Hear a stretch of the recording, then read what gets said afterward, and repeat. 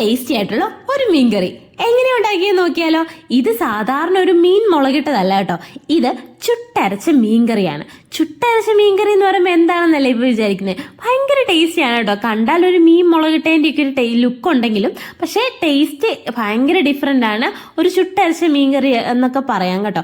എങ്ങനെയാണ് ചെയ്യുന്നതെന്ന് കണ്ടാലോ. അത് ഏത് മീനിൽ വേണേലും നമുക്ക് ഉണ്ടാക്കിയെടുക്കാം. അപ്പം ഞാൻ അതിന് വേണ്ടിയിട്ട് ആദ്യം മീൻ എടുത്തിട്ടുണ്ട്. കഴുകി വൃത്തിയാക്കി മീനിലേക്ക് ഫിഷ് മസാല ഉപ്പും ചേർത്ത് നന്നായിട്ട് മിക്സ് ചെയ്ത് ഒരു മാറ്റി വെച്ചു. ഒരു അരമണിക്കൂറോളം നമുക്ക് മാറ്റി വെക്കാം കേട്ടോ. ഇനി പാനിലേക്ക് ചൂടായി കഴിയുമ്പോഴേക്കും അതിലേക്ക് ചെറിയുള്ളിയും ഇഞ്ചിയും വെളുത്തുള്ളിയും കൂടെ ചേർത്ത് കൊടുക്കാം. എന്നിട്ട് അത് നന്നായിട്ട് ഡ്രൈ റോസ്റ്റ് ചെയ്തെടുക്കാം. ചെറു തീയിലിട്ടൊന്ന് റോസ്റ്റ് ചെയ്തെടുത്താലും മതി കേട്ടോ.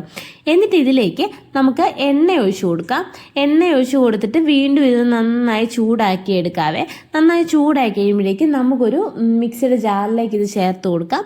എന്നിട്ട് തണുക്കാൻ വേണ്ടിയിട്ട് വെയിറ്റ് ചെയ്യാം. ഇനി ഇതേ പാനിലേക്ക് തന്നെയില്ലേ നമുക്കൊന്ന് മസാലകളൊക്കെ ഒന്ന് ചൂടാക്കിയെടുക്കാം. ഞാൻ ഇതിന് വേണ്ടിയിട്ട് മുളക് പൊടിയും ഫിഷ് മസാലയുമാണ് ചേർക്കുന്നത്. ഇതൊന്ന് നന്നായിട്ട് ഡ്രൈ റോസ്റ്റ് ചെയ്തെടുക്കുകയാണ് കേട്ടോ. ഒട്ടും എണ്ണയൊന്നും ചേർക്കേണ്ട, അല്ലാതെ തന്നെ നമുക്കിത് നന്നായിട്ട് ഡ്രൈ റോസ്റ്റ് ചെയ്തെടുക്കാം.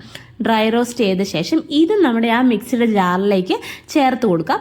എന്നിട്ട് ഇത് അരച്ചെടുക്കുക. ഇനി അരയ്ക്കാൻ വേണ്ടി ഇതിലേക്ക് ഞാൻ കുറച്ച് വെള്ളം ചേർക്കുന്നുണ്ട്. സാധാരണ വെള്ളമല്ല ചേർക്കുന്നത്, ഞാൻ പുളി സോക്ക് ചെയ്യാൻ വേണ്ടി വെച്ചിട്ടുണ്ട്, കുടംപുളി.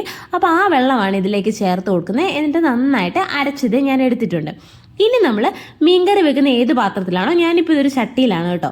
ആ ചട്ടിയിലേക്ക് മീൻ വെച്ച് കൊടുക്കുന്നു. നമ്മൾ ആദ്യം തന്നെ മസാലയൊക്കെ തേച്ച് വെച്ച മീനില്ലേ, ആ മീൻ ചേർത്ത് കൊടുക്കുന്നു. പിന്നെ അതിലേക്ക് നമ്മൾ അരച്ച് വെച്ച മസാല ചേർത്ത് കൊടുക്കാം. പിന്നെ ആവശ്യത്തിന് പുളിയും പുളിവെള്ളവും കൂടെ ഞാൻ ചേർത്ത് കൊടുക്കുന്നുണ്ട്.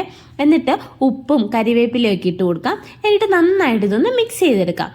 നന്നായി മിക്സ് ചെയ്ത ശേഷം ഇനി ഇതിലേക്ക് കുറച്ചും കൂടെ ഒരു വെള്ളം വേണമെന്ന് എനിക്ക് തോന്നിയതുകൊണ്ട് ഞാൻ കുറച്ചും കൂടെ അല്ലാത്ത സാധാരണ വെള്ളം ചേർത്ത് കൊടുക്കുന്നുണ്ട്.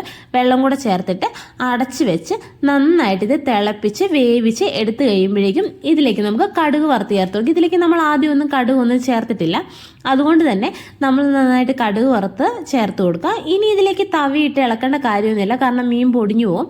അതുകൊണ്ട് തന്നെ നമുക്ക് നന്നായിട്ട് ചുറ്റിച്ചു കൊടുത്താൽ മതി. ഇനി ഇതിലേക്ക് കരിവേപ്പിലയും കൂടെ ചേർത്തിട്ട് അടച്ചു വെക്കാം. കഴിക്കുന്നതിന് കുറച്ച് മുമ്പ് മാത്രം തുറക്കും കേട്ടോ. അപ്പം നല്ല കരിവേപ്പിലയുടെ ഫ്ലേവറൊക്കെ നമ്മുടെ കറിയിലേക്ക് ഇറങ്ങി നല്ല ടേസ്റ്റി ആയിട്ടുള്ള ഒരു കറിയാണ് കേട്ടോ ഇത്. സാധാരണ മീൻ മുളകിട്ടതിൻ്റെ ഒരു ടേസ്റ്റ് ഒന്നും അല്ല ഇതിനൊരു കുറച്ചും കൂടി ഡിഫറെൻറ്റ് ടേസ്റ്റാണ്. നല്ലൊരു ടേസ്റ്റ് എന്ന് പറയാൻ നല്ലൊരു ടേസ്റ്റാണ് കേട്ടോ. ഒരു തവണയെങ്കിലും ഈ ഒരു രീതിയിലൊന്ന് ട്രൈ ചെയ്ത് നോക്കണം കേട്ടോ. ട്രൈ ചെയ്ത് നോക്കിയാൽ നിങ്ങൾക്ക് ഉറപ്പായിട്ട് ഇഷ്ടമാവും. അത്രയ്ക്ക് അടിപൊളി ടേസ്റ്റാണ് കേട്ടോ. ഇപ്പം നിങ്ങളുടെ അഭിപ്രായങ്ങളൊക്കെ കമൻറ്റിൽ രേഖപ്പെടുത്തുക. നമ്മുടെ ചാനൽ ഇതുവരെ സബ്സ്ക്രൈബ് ചെയ്തിട്ടില്ലെങ്കിൽ സബ്സ്ക്രൈബ് ചെയ്യുക. എല്ലാവർക്കും ബൈ ബൈ.